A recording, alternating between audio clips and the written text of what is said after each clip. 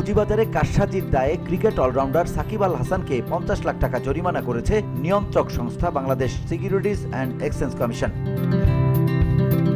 তবে আর্থিক খাতে অসৎ কর্মকাণ্ডের জন্য তাকে আরও 2 বছর আগেই জরিমানা করা উচিত ছিল বলে মন্তব্য করেছেন অন্তর্বর্তী সরকারের অর্থ উপদেষ্টা সালেউদ্দিন আহমেদ। রোববার রাজধানীর গুলশানের একটি হোটেলে ইন্টারন্যাশনাল বিজনেস ফোরাম অব বাংলাদেশের বার্ষিক সম্মেলনে তিনি এর কথা বলেন। প্রসঙ্গত 2022 সালে বিএসইসির এক তদন্ত প্রতিবেদনে শেয়ার কারসাজির অভিযোগে সাকিব আল হাসানের নাম ওঠে। শেষ পর্যন্ত গত 24 সেপ্টেম্বর তাকে অর্ধ কোটি টাকা জরিমানা করার সিদ্ধান্ত নেয় সংস্থাটি। অর্থ উপদেষ্টা বলেন, চুরি দুর্নীতি অনেক দেশেই হয়, কিন্তু বাংলাদেশের মতো দুর্নীতি সচরাচর দেখা যায় না। বাংলাদেশে গত 15 বছর যে হারে দুর্নীতি হয়েছে তা বিশ্বের ইতিহাসে বিরল। কর কমানো হলেও নিত্যপণ্যের বাজারে দাম কমছে না, চাঁদাবাজির হাত পরিবর্তন হয়েছে।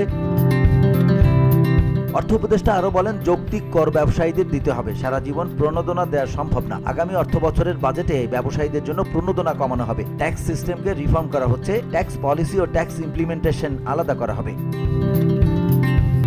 VOD Bangla news desk.